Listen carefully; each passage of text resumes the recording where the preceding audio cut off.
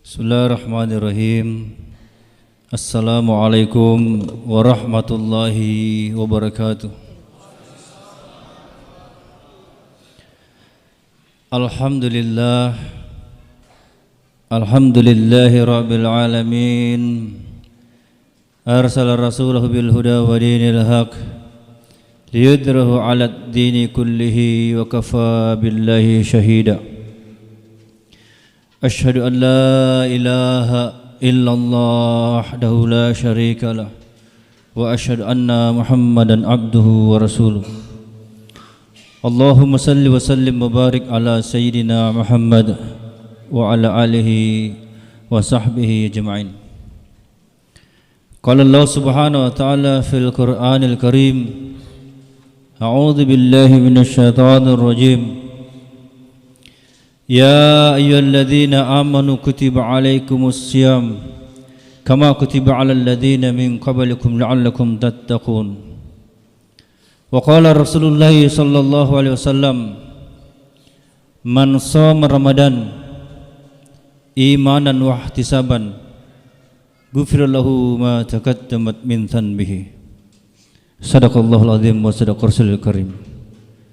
Ma'asyiral muslimin dan muslimat rahimakumullah. Alhamdulillah, segala puji bagi Allah Subhanahu wa taala yang masih memberi kita berbagai macam nikmat sampai pada ke malam 25 bulan Ramadan. Masya Allah, kita semua ini bisa hadir, bisa beraktivitas, bisa berbuat apa saja hanya semata-mata ditolong oleh Allah Subhanahu wa taala. Sekiranya Allah taala tidak menolong kita, jangankan mengangkat kaki, mengedipkan mata, satu kedipan mata kita tidak akan mampu membuat tanpa pertolongan Allah Subhanahu wa taala. Sekarang jika di antara kita ada yang mencoba ingin menghitung nikmat Allah, satu saja, kedipan mata saja, kira-kira ada enggak di antara kita ini dalam satu hari 1/24 jam yang bisa tahu berapa kali kita berkedip? Bayangkan sekiranya kita tidak berkedip 1 jam atau 2 jam, mata kita melek terus tidak berkedip, lalu kita pergi naik motor, kira-kira bagaimana nasib kita? Maka pasti kita akan susah. Maka dirahmati Allah SWT, selalu kita memuji Allah. Tidak ada satupun zat yang patut dipuji di dunia ini kecuali Allah Subhanahu wa taala. Jika ada seseorang yang ingin dipuji, selalu ingin dipuji, maka hatinya pasti gelisah. Hatinya tidak akan tenang. Karena apa? Dia mengambil hak Allah Subhanahu wa taala.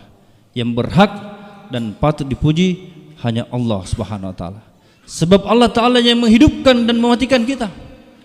Allah taala memberi kita kekuatan, mengatur rezeki kita dan sebagainya. Tidak ada yang bisa memberi manfaat dan mudarat selain Allah Subhanahu wa taala. Ringkasnya, Allah kuasa, makhluk tidak kuasa. Itulah makna kalimat la ilaha illallah. Lalu hadirin mulia, salam dan salawat kita kirimkan kepada Nabi kita, baginda Rasulullah Nabi Muhammad sallallahu alaihi wasallam. Siapa saja yang bersalawat kepada Nabi, siapa saja, apakah dia polisi, tentara, orang awam, kaya, miskin, tua, muda, siapa saja, jika dia bersalawat kepada Nabi 1 kali, maka Allah dan para malaikatnya mengirimkan rahmat untuknya sebanyak 10 kali. Apa itu rahmat? Nasihat tomatoi pamasina pong Allah Subhanahu wa taala. Apa itu pamasi? Kita ini yang hidup di dunia, tidak satupun nanti di akhirat yang masuk surga karena amal kita.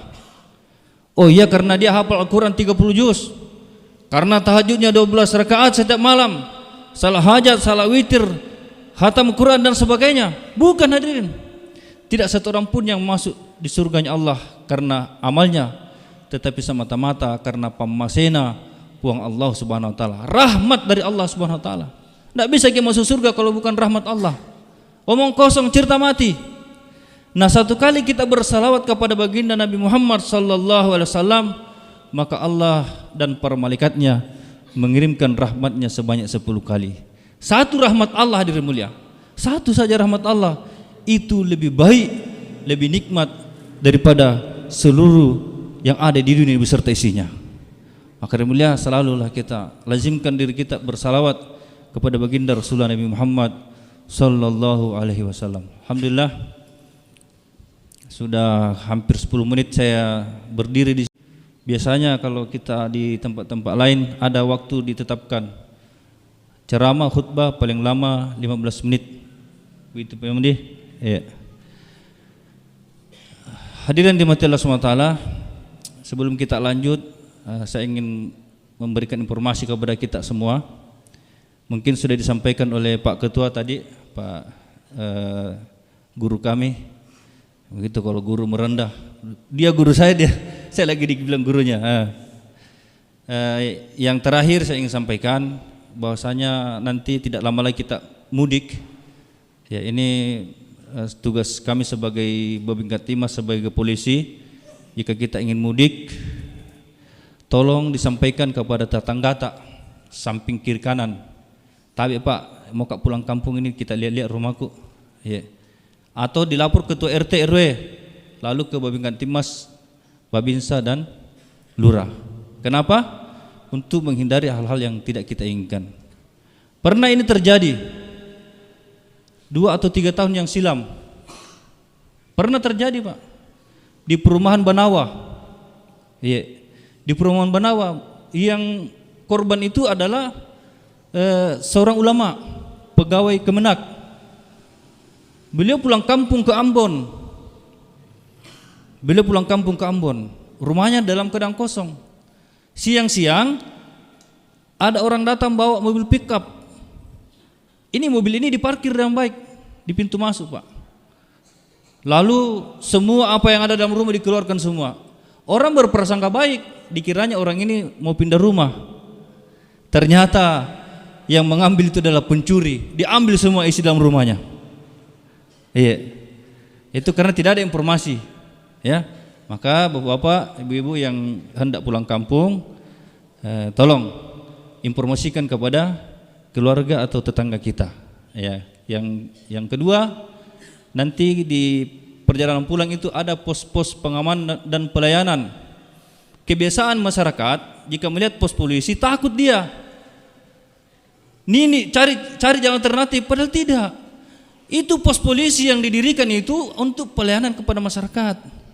Siapa tahu kita capek naik motor, mengantuk bawa mobil, singgah di situ, istirahat di situ lebih aman. Tidak usah takut, tidak ada STNK aku ini, tidak. Ya, ini banyak terjadi seperti ini. Melihat pos polisi, nabalap motornya, atau dan sebagainya. Itu adalah pemahaman yang salah, yang keliru. Malam ini saya luruskan. Ada pos-pos didirikan setiap kabupaten. Kalau jika bapak haus, mungkin malam bapak ngantuk, silakan singgah. Di situ insya Allah kita akan mendapatkan pelayanan. Ada kesehatan di situ, ada tenaga medis, ada di situ semua. Ya, mau konsultasi hukum ada. Hadirin dirahmati Allah SWT. Ya, kita lanjut. Ini tidak lama lagi kita lebaran. Kalau kami polisi, ya itu sudah berjalan, anggaplah 10 bulan pendidikan. Tidak lama lagi dilantik. Ya, tidak lama lagi kita dilantik. Menjadi apa? Orang yang bertakwa. La'allakum tattaqun. Ya, orang kalau sudah mau pelantikan itu begitu Pak, sudah bahagia. Jadi jangan kita loyo di akhir-akhir Ramadan ini. Tidak lama lagi kita dilantik. Itkum minan nar, dibebaskan dari neraka. Ya, tidak lama lagi. Ya, tinggal 5 atau 6 hari lagi ke depan. Di sini kita melihat siapa yang lolos dalam ujian ini. Apakah dia lulus dalam predikat orang yang bertakwa kepada Allah atau begitu-begitu saja. Ya, maka hadirin dirahmati Allah SWT, berpuasa ini adalah ajang kita berlomba dengan setan. Ya. Kalau ada pelari sudah masuk finish, ada orang pelari maraton sudah mau masuk finish, lalu larinya ini dia kendorkan, sudah finish di depan, larinya dia lambat-lambatkan, maka tidak lama lagi dia akan disalib oleh musuhnya, oleh lawannya. Sama juga kita ini, sudah mau selesai puasa, kita kendor-kendor amalnya, nah, kita akan disalib oleh musuh kita. Siapa musuh kita? Setan laknatullah alaih. Hadirin kaum muslimin yang dirahmati Allah SWT, satu kisah tentang pengendara kuda. Ya, kuda balap. Mungkin bapak-bapak, adik-adik, saudara-saudara sudah tahu semua kuda balap. Ya. Ini kuda balap hari-hari diservis dengan baik. Ya. Hari-hari diservis dengan baik. Disikat, dimandi dan sebagainya. Pokoknya hari-hari seperti itu. Untuk apa? Untuk mengikuti kompetisi pertandingan balapan kuda. Nah, setelah dirawat sekian lama, dirawat, akhirnya hadirin yang dirahmati Allah SWT, tibalah waktunya pertandingan pacuan kuda. Maka kuda balap ini dimasukkan ke arena. Ini kudanya hebat karena setiap hari diservis, diberi makanannya impor. Ya.